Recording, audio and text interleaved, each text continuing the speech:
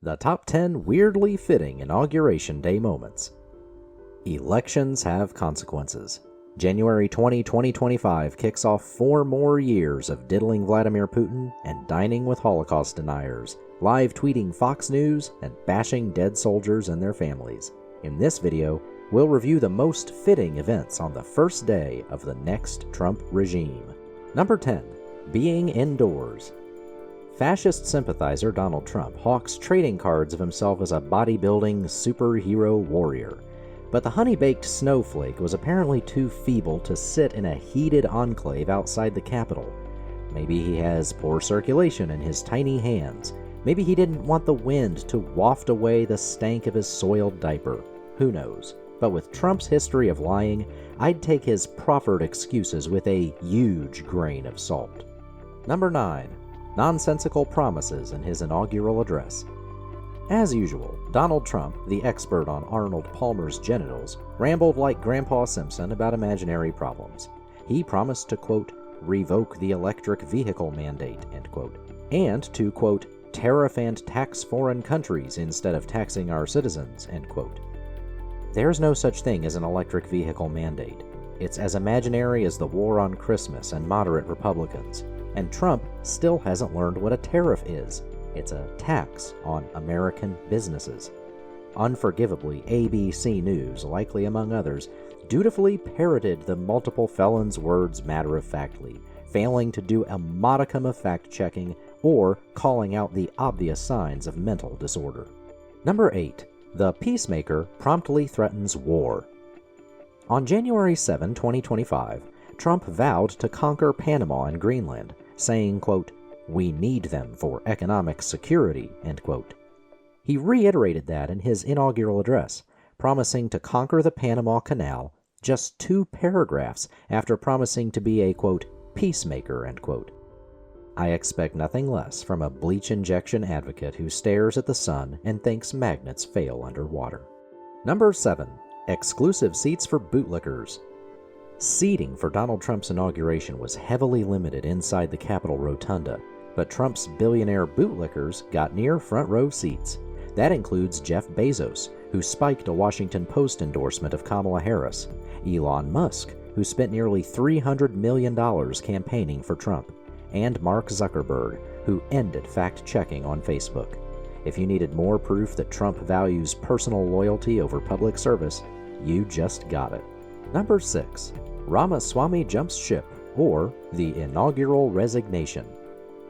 Promoter of anti-Semitism Donald Trump went through 6 defense secretaries, 7 communication directors, and plenty more in his first 4 years. So what better way to kick off a second term than with a senior advisor jumping ship?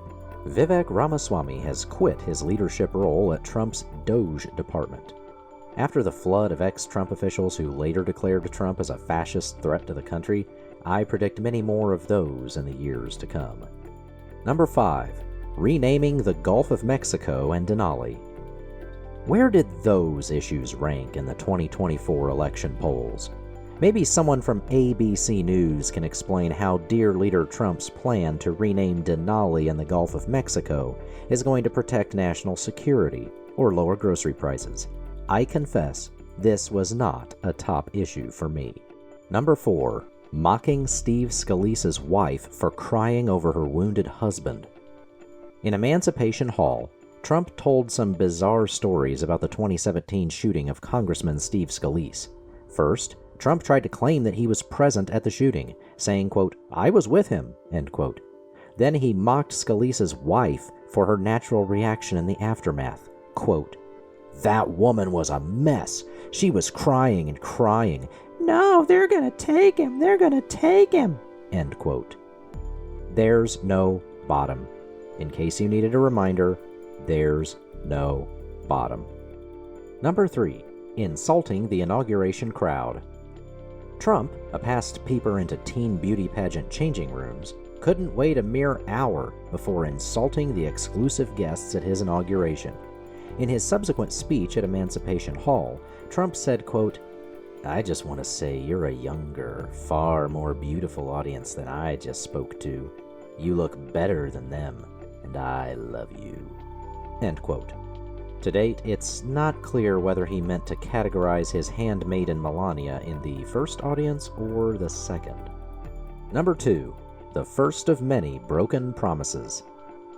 Donald Trump, advocate for terminating the Constitution, promised to complete a lot of vague, destructive actions on his first day in office, including banning vaccine protections for school children and to, quote, drill, drill, drill, drill, baby, drill, end quote. But there's one major specific promise that he repeatedly made with the potential to have saved lives: ending Russia's war on Ukraine. To all the Putin lovers out there, get used to this result. Promise made, promise broken. Number 1. Pardoning the January 6 terrorists. In a perfectly fitting move, political violence champion Donald Trump pardoned January 6 terrorists. The imprisoned terrorists invaded the Capitol in 2021 with guns, machetes, napalm, and more, boisterously intent on slaughtering the Congress, assassinating the Vice President, and overthrowing our elected government. Police and terrorists died as a result, and over 100 police were injured, some permanently mutilated. The so-called non-violent terrorists helped overwhelm the police with their numbers, and their chants gave aid and comfort to those bearing arms. Why would anyone pretending to support law and order and the police pardon the most notorious anti-American traitors since the Confederacy? Is it to own the libs, assemble a private Gestapo, reward the loyalty of the mob? Let me know your theories in the comments. What are your thoughts on boastful serial sex offender Trump returning to the White House? Let us know in the comments. Be sure to like this video, subscribe to the channel, and join the resistance against modern fascism. Thank you.